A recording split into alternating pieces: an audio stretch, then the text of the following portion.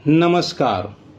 S Kumar ज्योतिष में आप सबका स्वागत करता हूं। अब हम जानेंगे लग्नेश का भावों के साथ कैसे फल देखना चाहिए।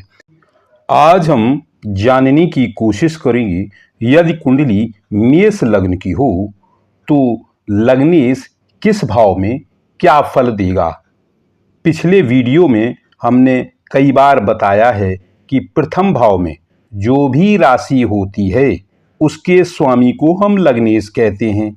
आज हम जानेंगे यदि मेष लग्न हो तो उसके स्वामी मंगल का सभी 12 भावों में क्या फल होगा, इसको समझने की कोशिश करते हैं।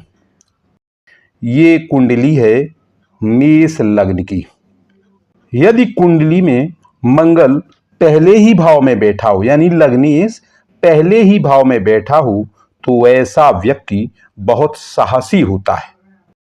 वह किसी से किसी भी बात पर डरता नहीं है और ऐसे व्यक्ति के शरीर की बनावट भी मंगल की तरह गठीला बदन होगा, मजबूत बदन होगा और वह काफी बलिष्ठ और सुंदर भी होगा। और मंगल यहाँ उस व्यक्ति को थोड़ा क्रोधी जरूर बनाते हैं, मगर ऐसा व्यक्ति काफी कीर्तिवान अवश्य होता है।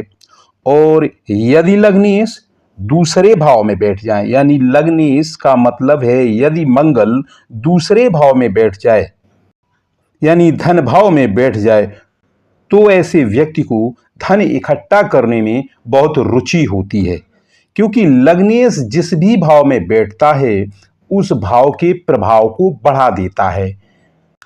मगर यहां पर एक प्रॉब्लम भी रहती है कि दूसरा भाव वाणी का भाव है और मंगल थोड़े क्रूर ग्रह हैं, तो यहां पर वो व्यक्ति के वाणी में क्रूरता लाते हैं, यानी कर्कशता लाते हैं। तो यहां पर मंगल वाणी दोष भी पैदा करते हैं। ऐसे व्यक्ति की बोलने की टोन थोड़ा तीखी हो जाती है, सामने वाले को थोड़ा चुभने लगती है। ऐसा व्यक्ति थोड़ा क्रोधी, कठोर शब्द बोलने वाला और कटु वाणी बोलने वाला भी होता है। और यदि लग्नेश मंगल तृतीय भाव में बैठ जाएं, तो ये साहस का भाव है। यहां पर मंगल उस व्यक्ति को बहुत साहसी बनाते हैं। वैसे भी मेष लग्न का व्यक्ति बहुत साहसी होता ही है और ये साहस का भाव है। अगर इसमें मंगल बैठ जाए तो वह बहुत ही साहसी व्यक्ति होता है। यहाँ पर मंगल छोटे भाई बहन के लिए भी बहुत अच्छा होता है। ये भी कह सकते हैं कि ऐसे व्यक्ति के छोटे भाई बहन जरूर होते हैं। ऐसे व्यक्ति को अपने छोटे भाई बहनों का सुख प्राप्त होता है, क्योंकि तीसरे भाव के कारक ग्रह हैं, इसलिए यहाँ पर मंगल छोटे भाई बहनों का सुख देते हैं और इंसान को काफी साहसी बनाते हैं। मगर यहाँ पर मंगल व्यक्ति को गले से ऊपर के हिस्से में कुछ बीमारियां भी पैदा करते रहते हैं। बार बार गले में परेशानी होती रहती है। और यदि मंगल चतुर्थ भाव में, यानी लग्नेश चतुर्थ भाव में बैठ जाए, तो मंगल यहाँ पर नीच राशि में होता है। यहाँ पर मंगल मांगलिक दोष भी पैदा करते हैं। यहाँ पर मंगल अपना अच्छा प्रभाव खो देता है। मंगल चतुर्थ भाव का कारक ग्रह भी है। यहाँ पर उसे कारक भाव नाशक दोष भी लगता है, क्योंकि मंगल यहाँ का कारक ग्रह है। अब वह नीच राशि में बैठ गया है। यहाँ पर मंगल माता आदि के लिए कष्ट पैदा करते हैं। यहाँ पर जातक की माँ को कुछ ना कुछ बीमारी अवश्य हो जाती है।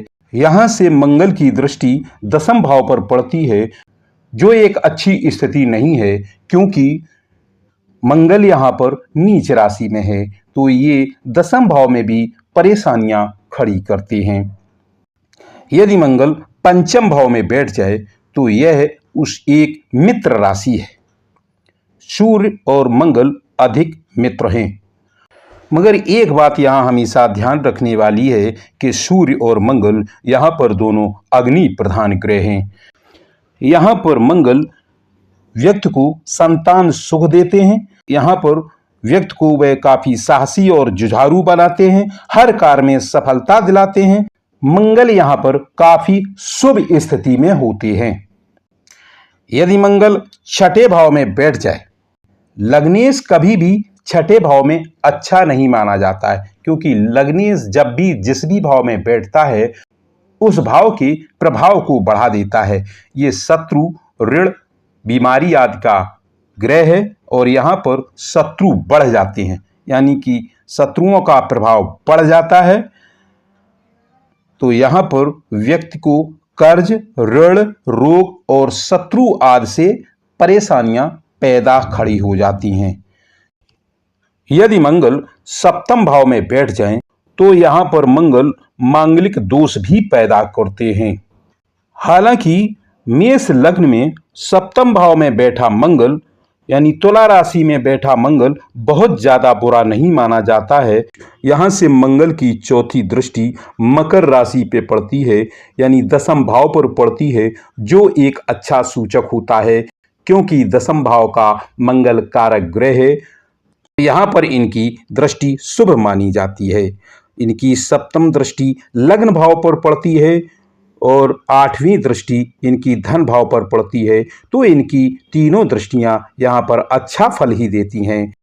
मेष लग्न की कुंडली में सप्तम भाव में बैठे मंगल हमेशा अच्छा ही फल देते हैं।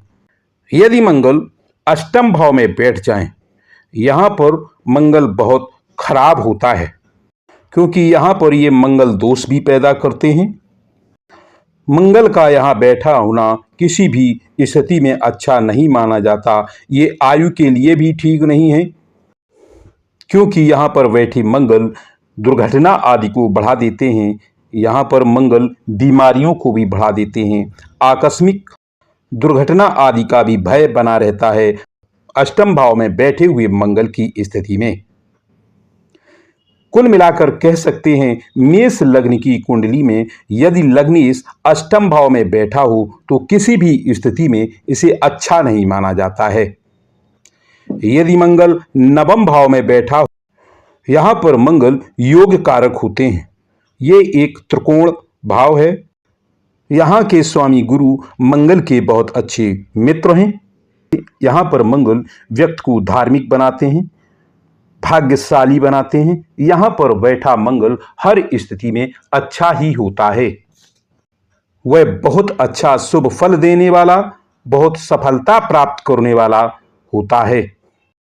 और यदि मंगल दसम भाव में बैठ जाए, यानी केंद्र का मालिक केंद्र में बैठ जाए और उच्च राशि में बैठ जाए, क्योंकि मकर राशि में मंगल उच्च राशि का होता है। यहां पर बैठा मंगल राजयोगकारी होता है। यहां पर मंगल दिशा बली भी होता है। ऐसा मंगल व्यक्ति को बहुत साहसी बनाता है। ऐसा व्यक्ति हर चुनौती को स्वीकार करने के लिए हमेशा तैयार रहता है। ऐसा व्यक्ति सेना सुरक्षा बल में यदि हो तो वह बहुत ही अच्छी सफलता प्राप्त करता है। यहां से मंगल की चौथी दृष्टि लग्न पर पड़ रही है और सप्तम दृष्टि सुख भाव यानी कि चतुर्थ भाव पर पड़ रही है और अष्टम दृष्टि पंचम भाव पर पड़ रही है, यानी सुत भाव पर पड़ रही है। तो यह मंगल की स्थिति बहुत शुभकारी होती है। यहां पर बैठा मंगल व्यक्ति को हर तरह की सुख सुविधा देने में सफल होता है। यदि मंगल 11वें भाव में बैठ जाए, मेष लग्न में 11वें भाव में बैठा मंगल इनकम के लिए बहुत अच्छा होता है। यहां पर वे आय को बढ़ाते हैं। यहां से मंगल की सप्तम दृष्टि संतान भाव पर पड़ती है, जो संतान के लिए एक अच्छा संकेत होता है। यहां से मंगल की चतुर्थ दृष्टि धन भाव पर पड़ती है, जो धन इकट्ठा करने के लिए भी अच्छी मानी जा सकती है। और यहां से मंगल की 8वीं दृष्टि छठे भाव पर पड़ती है, जो शत्रुहंता योग बनाती है। यानी यहाँ पर मंगल व्यक्ति को शत्रुहंता बनाते हैं, ऐसे व्यक्ति पर शत्रु कभी हावी नहीं हो पाते हैं। यदि मंगल 12वें भाव में बैठ जाए, लग्नेश का 12वें भाव में जाना कभी भी अच्छा नहीं होता है। यहां पर मंगल खर्च बढ़ा देते हैं। इनकी चौथी दृष्टि तीसरे भाव पर है, जो गले और छाती रोग बढ़ने की संभावना पैदा करते हैं।